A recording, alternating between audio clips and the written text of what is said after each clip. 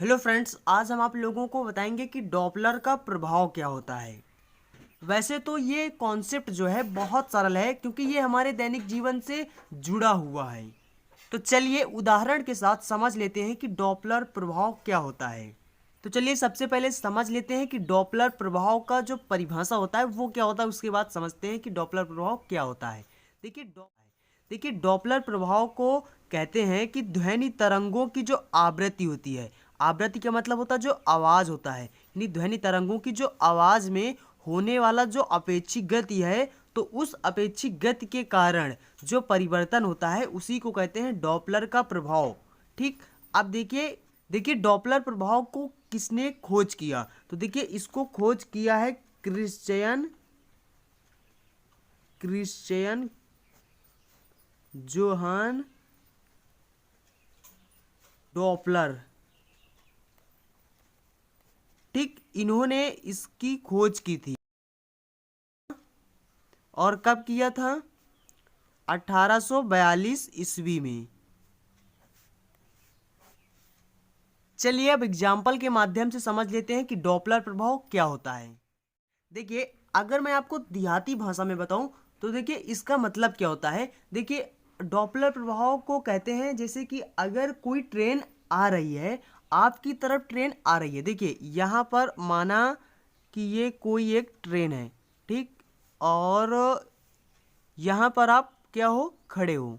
ठीक, यहाँ पर आप खड़े हो और यहाँ से ट्रेन आ रही है। ठीक, ये ट्रेन है और इधर से ये आ रही है। ठीक, तो देखिए इसको जो हॉर्न होगा, देखिए मान लीजिए कोई एक ट्रेन है और वो आवाज़ देते हुए यानी हॉर्न बजाते हुए आपकी तरफ आ रही है, तो देखिए आपको कुछ आवाज़ सुनाई देगा। ठीक, यानी जितना आपके नज़दीक आती जाएगी ट्रेन, तो क्या होगा कि उसका जो आवाज़ होगा वो उतना ज़्यादा सुनाई देगा। और अगर जहाँ पर आप खड़े हो उसी जगह अगर ट्रेन आ जाती है तो आपको बहुत तेज आवाज़ सुनाई देती है। ठीक, उसके बाद जब आपसे दूर चली जाती है ट्रेन तो आपको जस यानी दूर आपसे जाती जाती है तब आपको आवाज़ कम सुनाई देती जाती है। तो यानी कि देखिए ये क्यों होता है, क्योंकि इसकी स्पीड बढ़ रही है। जब आपसे दूर जा रहा है तो इसकी आवाज़ कम सुनाई देगा। तो ये किसके कारण होता है? ये वेग के कारण होता है। वेग का मतलब होता है जस जस दूर जाती जाएगी तब आपको इसका जो आवाज़ होगा इसकी हॉर्न की वो कम सुनाई देगी। तो यही है डॉपलर का प्रभाव। तो देखिए परिभाषा को आप ऐसे भी बना सकते हो कि देखिए ट्रेन को मान लीजिए ट्रेन एक स्रोत है। क्या है? ये एक स्रोत है और ये क्या है? श्रोता है, यानी श्रोता होता है सुनने वाला। तो देखिए ये जो हम मान लिया खड़े हैं, ठीक, वो क्या हो गए? श्रोता, और ट्रेन हो गया मान लिया स्रोत। तो देखिए जब स्रोत और श्रोता में अपेक्षिक गति होने के कारण जो अपेक्षिक गति हो रही है, यानी कि ये ट्रेन यहाँ से आ रहा है फिर हमसे दूर जा रहा है, तो ये जो अपेक्षिक गति हो रही है, तो इस अपेक्षिक गति होने के कारण इसके ध्वनि की जो पिच का मतलब जो स्थान है, तो इस पिच में जो परिवर्तन हो रहा है, ठीक, तो उस परिवर्तन को ही कहते हैं हम डॉपलर का प्रभाव। तो आप ऐसे भी परिभाषा बना सकते हो। चलिए फिर से एक एग्जांपल और लेते हैं। देखिए मान लीजिए कोई कार है और वो कार हॉर्न बजाते हुई आपकी तरफ आ रही है, तो जितने वेग से वो आपकी तरफ आएगा आपको उसकी जो हॉर्न होगा यानी आवाज़ उतना तेज सुनाई देगा। ठीक, और अगर आपके पास आ जाती है हॉर्न बजाते हुई तो उसका जो आवाज़ होगा वो और तेज हो जाएगा, और फिर स्पीड से वो अगर आपसे आगे निकल जाएगा तो उसका आवाज़ जस वो स्पीड से जाएगी तब उसका जो आवाज़ होगा वो हमें कम सुनाई देगा। तो यानी कि जो ये परिवर्तन हो रहा है स्पीड के कारण आवाज़ में, तो यही है डॉपलर का प्रभाव। तो डॉपलर के प्रभाव पर एक कुछ सवाल भी आते हैं, तो उस सवाल को लगाने के लिए इसके लिए एक सूत्र होता है, सूत्र को पढ़ लीजिए ताकि आपको जब भी इस पर जो न्यूमेरिकल मिले आप उन्हें सॉल्व कर सकें। तो देखिए सूत्र होता है एफ एल बराबर होता है V plus minus V L बटा, ठीक, और नीचे होता है V plus minus V S, और यहाँ पर होता है एफ एस। चलिए अब समझ लेते हैं। यहाँ पर देखिए प्लस है और माइनस है, तो चलिए अब समझ लेते हैं कि प्लस माइनस कब होगा।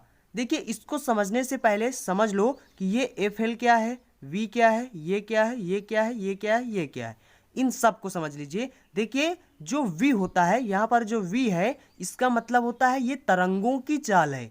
किसकी चाल है? तरंगों की चाल है, ठीक। और जो vl है, ये है श्रोता की चाल। श्रोता हमने आपको बता दिया, सुनने वाला जो आवाज होता है, जो आवाज को सुनता है, श्रोता, ठीक। तो ये श्रोता की चाल है और ये तरंगों की चाल है, ठीक। और जो vs है, ये होता है स्रोत की चाल, यानी ट्रेन की चाल। स्रोत का चाल होता है कौन? vs, ठीक। उसके बाद जो fs होता है, fs, ये है स्रोत की जो वास्तविक आवृत्ति होती है, यानी स्रोत की जो वास्तविक आवाज होता है वो क्या होता है? fs होता है। और fl जो होता है, ये वह आवाज है, वो आवाज है जो श्रोता को महसूस होता है, यानी कि जो आप आवाज को सुन रहे हैं, जो हारन आप सुन रहे थे, तो वो आवाज क्या होती है? एफएल होता है, यानी कि वह आवाज जो आप सुन रहे हो, जिसे आप महसूस कर रहे हो, तो ये एफएल होता है। चलिए अब समझ लेते हैं कि प्लस कब हम यूज करेंगे और माइनस कब यूज करेंगे। देखिए प्लस, अब देखिए यहाँ पर जब स्रोत और श्रोता से दूर गति करता है।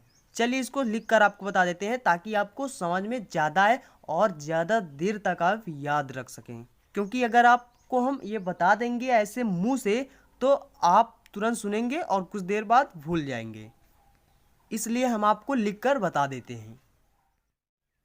तो देखिए यहाँ पर लिखा है कि जब स्रोत का मतलब आप समझ रहे हो कि जब स्रोत और श्रोता से दूर गति करता है। जब यानी स्रोत जो होता है वो श्रोता से दूर गति करता है, यानी जैसे कि ये स्रोत है, ये जब यहाँ से चल जाता है, जितना दूर गति करता है, तो vs का जो मान होगा वो धनात्मक होगा, ठीक। और जब स्रोत यानी ये स्रोत श्रोता की तरफ गतिशील हो, यानी यहाँ से इस तरफ आ रहा हो, तो vs का मान ऋणात्मक होगा। और जब इससे दूर जा रहा हो तो vs का जो मान होगा वो धनात्मक होगा, और जब आ रहा तो ऋणात्मक होगा, ठीक। और इसके बाद जब श्रोता स्रोत की तरफ गतिशील हो तो vl का मान जो होगा वो धनात्मक होगा, और जब श्रोता स्रोत से दूर गति करता है तो vl का मान ऋणात्मक होगा, ठीक। जब श्रोता स्रोत की तरफ गतिशील हो तो vl का मान धनात्मक, और जब श्रोता स्रोत से दूर गति करता है तो vl का मान ऋणात्मक होगा। तो ये सूत्र आप याद रखिए हमेशा, क्योंकि इस पर न्यूमेरिकल बनते हैं। आई होप फ्रेंड्स हमने डॉपलर प्रभाव के बारे में पूरी जानकारी आपको दे दिया है। अगर आपने अभी तक हमारे चैनल को सब्सक्राइब नहीं किया है तो आप हमारे चैनल को सब्सक्राइब कर लें, क्योंकि यहाँ पर डेली एजुकेशन से रिलेटेड वीडियो मिलते हैं। तो चलते हैं, मिलेंगे किसी अगले टॉपिक पर। So thanks for watching and see you again in next video.